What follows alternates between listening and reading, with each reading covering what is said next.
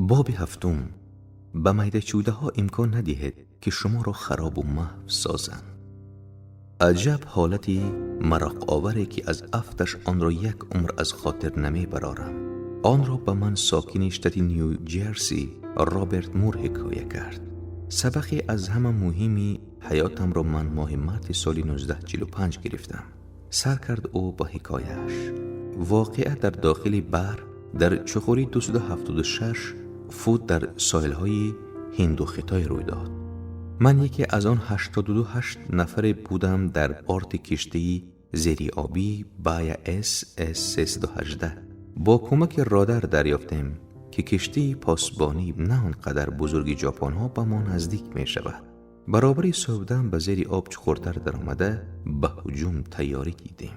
یک بار 3 تیر توپ کشادیم ولی آنها به نشان نرسیدند. کدام قسمی تورپیده های ما از کار برآمده بودند. کشتی پیخست نکرد که ما جانبش تیر کشاده ایم و براهش ادامه داد. ما باز به تیر کشادن تیاری دیدیم ولی همین وقت کشتی سمت حرکتش را تغییر داده جانب ما گشت. از افتش طیاره های حربی ژاپنی موقع ما را دریافت نموده به سرنشانی کشتی خبر داده بودند. ما باز به سطح 150 فوت پس نشستیم تا کشتی دریابمان نسازد و به آن تیاری دیدیم که با بمب‌های زیر آبی به ما هجوم می‌سازند.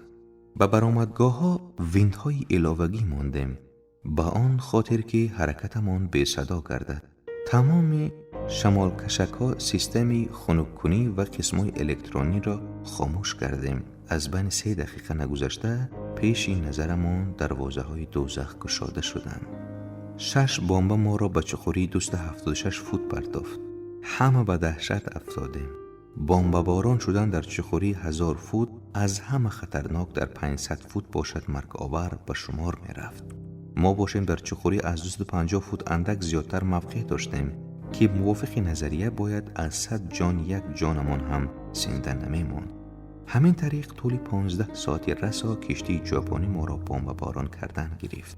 حتی حساب را هم گم کردیم که جانب ما چند بمب انداخته شد. به ما فرمان دادند که هر کس خودش باید به خطری خودش را تأمین سازد. یعنی در جای خود دراز کشیده خود را بای ندهیم. من چنان به ترس و هراس افتاده بودم که به زور نفس می کشیدم. این مرگ است. می گذشت از دلم و یقین نموده بودم که امروز تنها به عمرم کنده خواهد شد. از آن که تمام سیستم‌ها خاموش کرده شده بودند در داخل کشتی حرارت هوا به 100 درجه می رسید. در اینجا سیستمی فرنگایت در نظر داشته شده است با سلسی. این تقریباً 38 گرادوس را تشکیل می دهد. با وجود این خنک می خوردم. چه لباسی قفزی داشتم و بر کردم فایده نبخشید. درق می لرزیدم و دندان به دندان می زدم. بدنم از عرق خنک تر شده بود. طوری گفتم به ما هجوم کردن کشتی 15 ساعت ادامه یافت و یک بار و ناگهان خاتمه یافت. از افتش کشتی تمام ذخیره بمب‌های زیریابیش را پراند و سپس شنا کرده رفت. ولی این 15 ساعت در نظر من از 15,000 سال زیادتر طول کشید. تمام زندگیم از پیش نظرم گذشت. تمام کارهای بدی کردم و میده چوده هایی که در وقتش از آنها به تشویش می افتادم به خاطر آمده. تا خدمت در فلات من خادم بانک بودم و دائما غصه می خوردم که کارم بسیار است و ماهانم کم و یگان امیدی پیشرفت نیست. دائما غصه می خوردم که کلبه خود را ندارم، اجاره نشینم و نه ماشینی نو خریده می توانم و نه برای زوجه‌ام یگان کرته زیبا. آه چقدر بد می دیدم خوجه اینی خود را، موسفید را که کارش دائما زغزغ بود. به خاطرم زد که از روی این میده چوده ها دائما خاطر پریشان به خانه می آمدم و با زنم جنجال می کردم. حتی آن زخمی که بعدی صدمه اتومبیلی در پیشانیم باقی مانده بود مرا مدام عصبی می کرد. چند سال مقدم این ناجوری ها به نظرم خیلی جدی می نمودند. ولی همین آنها چقدر خنده آور و ناچیزند نسبت بمبه های زیریابی که هر لحظه می توانند تو را به جهنم فرستند. همین این را پیش نظر آورده قسم یاد می کردم که اگر یک بار دیگر آفتاب و ستاره ها را بینم دیگر هرگز به تشویش و اضطراب نمی آیم. هیچ وقت طول این 15 ساعتی دهشتناک از 4 سالی اونیورسیتی سراکسیوس بیشتر صنعت زندگی آموختم. ما اکثر وقت در ساعتهای دهشتناک حیات مردانگی ظاهر میکنیم، اما از میده چوده ها چنان ضربه میخوریم که از پای میافتیم. انا مثلا ساموئل پیپیس در روزنامه خود آیدی کشته شدنی سر گاری وینه چی می نویسد؟ او با دو چشم سر دیده بود که چطور در لندن گاری وینه را سر بریده بودند. هنگام سر گاری وینه به خطگاه برآمد، زار و لاب نکرد که از گناهش گذارم، فقط از قاتل التماس کرد که هنگام قتل به پوچکی بری گردنش نرسد.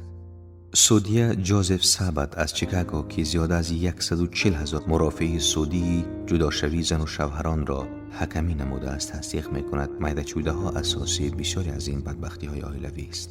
فرانک هاگن پروکرور اکروگ نیویورک نوشته است قریب نصف کارهای جنایتی به محکمه پیشکش شده از میده چوده ها اساس گرفته‌اند.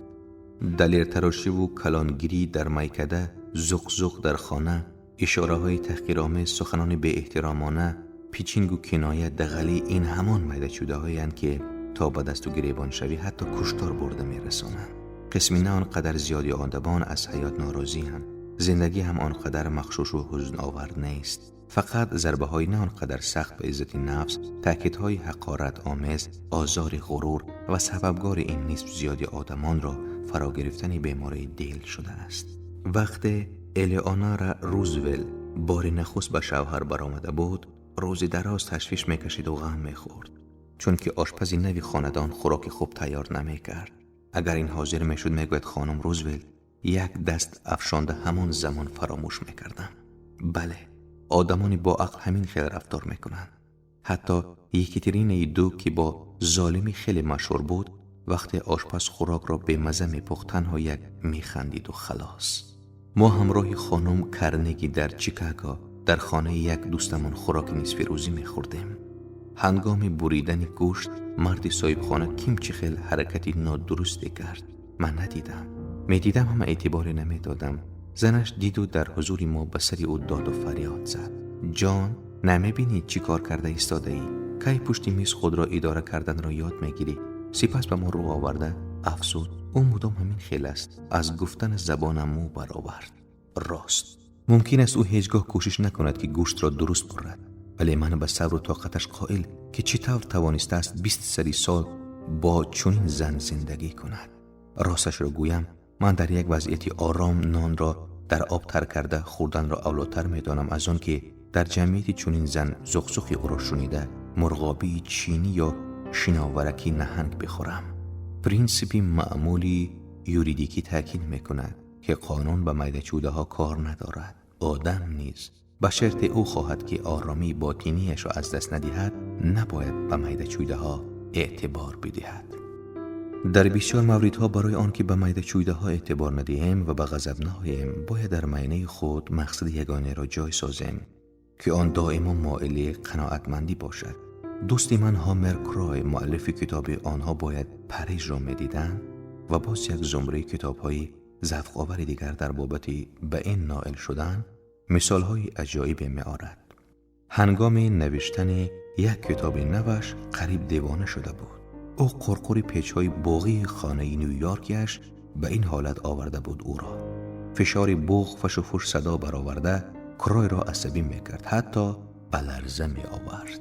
بار حکایه کرد: هامر کرای، با دوستانم به سیاحت طبیعت رفتم. چرچورتی سوختن آتش گلخن رو شنیده صدای بطری خانم به خاطرم زد.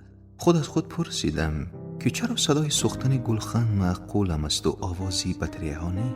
به خانه برگشته به خود فرمودم: حاضر رفته خواب بکنم، دیگر نباید این صدا ناآرامت سازد.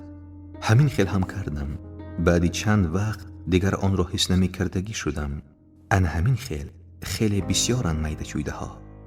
آنها به ما معقول نیستند. ما را عصبی و گیزله می کنند. حتی از پای می افتانند. تنها از آن سبب که به آنها از معیار زیاد اعتبار می دهیم. دیزرائیلی گفته است: حیات بسیار کوتاه است و آن را ما نباید صرف هر میده چویده نماییم. این سخن به اندره مارو چی طور خودی او در مجله زیس ویک نوشته است امکان داده است که بسیار دشواری ها را پشت سر نماید. بسیار وقت ما از میده چوده هایی که باید آنها را نبینیم یا فراموش کنیم خود را بای می دهیم.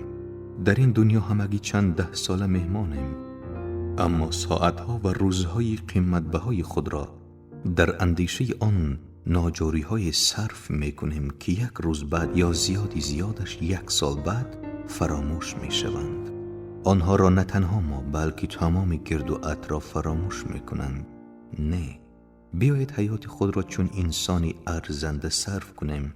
بگذار اندیشه های بزرگ، دلبستگی های حقیقی، عامل های ابد زنده ما را به الهام بیارند. حتی چنین شخصیتی بزرگ مثلی ردیارد کیپلینگ گاه از خاطر می برآورد که حیات بسیار کوتاه است و ما نباید آن را صرف هر میده چویده نماییم. عاقبتش چی شد؟ او و برادر عروسش یکی از جنجال‌های سودی دراز مدت ترین تاریخی ورمونت را تشکیل دادند. جنجال آنها چنان آوازه پیدا کرد که در بارش با عنوان دشمنی که کیپلینگ در ورمونت اثر گذاران کتاب نوشتند. این تاریخ تقریباً چنین است: کیپلینگ به دختری ورمونتی کارولینا بیلستریر ازدواج کرد. او در بردبورو شتاتی ورمونت خانه عالی جناب ساخته آنجا زندگی اختیار نمود و نیت داشت که باقی مانده حیاتش را اینجا گذراند. برادر عروسش بیتی بیلستریر به دوستی بهترین کیپلینگ تبدیل یافت و آنها مدام یک جای بودند. دیرتر کیپلینگ از بیتی 1 قطعه زمین را خرید، ولی شرط گذاشته بودند که علف آن را هر سال بیلستریر می درود. یک وقت بیلستریر مشاهده کرد که کیپلینگ در این مرغزار باغ بنیاد کرده نیست. خونش جوشید، سخت به غضب آمد. کیپلینگ هم خود را به دست گرفته نتوانست. جنگجو جنجال آغاز یافت. بعد چند روز وقتی کیپلینگ با ولسیپد سیر می کرد، از چهارراه سوار عرابه اسبی بیلستریر برآمد. آنها با هم برخوردند. کیپلینگ افتید و کیپلینگ آدمی که نوشته است وقتی در تمام گرد و اطراف خود را گم کرده شما را گناهکار کنند هم تا توانید خود را گم نکنید خود را گم کرد و طلب نمود که بیلستریر را حبس کنند. بعد آن همین واقعه جنجالی کلان سودی آغاز یافت. هنگامی کلان برپا گشت. روزنامه‌نگاران از تمام گوشه و کنار کشور به بردبورو می آمدند. این گپ در تمام عالم پخش شد. عاقبت آشتی شوی به عمل نآمد. کیپلینگ و همسرش لازم دانستند که خانه امریکاییشان را ابدی ترک کنند. چقدر تشویش و اضطراب از یک چیزی خرد و میده، همش به خاطر چند درزه که 24 عصر مقدم پرکل گفته بود: بس است مردم، ما به میده چوده ها از حد زیاد اعتبار می دهیم. این گپ تماما درست است. حاضر باشد من یک قصه عجایبی را که از دکتر گری ارمسون فاستیک شنیده بودم به سهمتان می رسانم. در آن مبارزه و مغلوبیت یک بزرگ جثه جنگلی تصویر یافته است. در نشیمنگاه کوهی لانگز پیکی کلرادو باقی مانده درختی عظیم جثه‌ای وجود دارد. متخصصان تصدیق می کنند که آن قریب 400 سال دارد. وقتی کلم در ساحل سالوادور لنگر پرداخت، این درخت نونیحال بود. این درخت در عین نشأ و نما بود وقتی انگلیس‌ها در پلیموت منزل‌های نخستین موقتی خود را بنیاد می نمودند. طول عمر خود 14 مراتب به این درخت آتشک زده است. طوفان‌های شدید و دهشتناک را از سر گذرانیده است آن، ولی مدام راست می ایستاد و نشأ و نما داشت. عاقبت یک سال یک عائله قنقزچه‌های خرد به ریشه او جا گرفته به اره‌کنی آغاز نمودند. حشرات ریشه‌های درخت را خاییده با پیوستن زدن و زخم گذاشتنها نیروی داخلی درخت را کم می کردند و بزرگ جثه جنگلی که عصرها طوفان و بحران‌های دهشتناک را از سر گذرانیده راست و مستحکم می ایستاد. عاقبت از تأثیر فشار حشرات‌های خرد که آدم با انگشت آنها را مجق کرده می کشد چپه شد. ما هم مگر به این درختی عظیم جثه شباهت نداریم؟ آخر ما هم خواهم نخواهم دهشت‌های عظیم حیات را از سر می گذرانیم، ولی بسیار وقت دل خود را به تعذیق و فشار کنقوزک‌های خردککی تشویش و اضطراب وا می‌گذاریم و خونالود می‌سازیم. به اختیار آن حشراتچه هایی که همه‌شان را با 2 انگشت مجق و محو کردن ممکن است. چند سال مقدم همراه چارلز سیفرد، سرناظر راه شتاتی وایومینگ و چند نفر دوستان او، من باغ ملی تیتون را سیاحت کردم. ما نیت داشتیم ملک جان راکفلر را که در داخل آن باغ بود تماشا کنیم، اما راننده ما کمی راه گم زد و ما از همراهانمان 1 ساعت دیر ماندیم. کلید در دست جنابی سیفرد بود. او را لازم آمد است که 1 ساعتی دراز در این گرمی روزیر عذاب خاموشکا ما را انتظاری کشد. این خاموشکا چنان خیره بودند که با راندن نمی گریختند و هر گونه آدمی پرطاقت را هم به غضب می آوردند، ولی آنها به چارلز سیفرد غالب آمدن نمی توانستند. وقتی ما رسیدیم که او ذره به غضب نآمده بود، برعکس از چوبی درون خالی هشتک ساخته خندان هشتک می کشید. واقعا این هشتک هنوز هم در دستی من است. آن را چون خاطره از مردی که به میده چویده ها غالب آمده می تواند نگه داشتم. برای آن که به عادتی به تشویش افتادن غالب بیاییم، هنوز که آن به ما غالب نآمده است، قاعده دوم را رعایت کنید. از میده چویده هایی که آنها را ما باید نبینیم یا فراموش کنیم خود را بای ندهید. به خاطر نگاه دارید که عمر کوتاه است و آن را نباید صرف میده چویده ها کرد.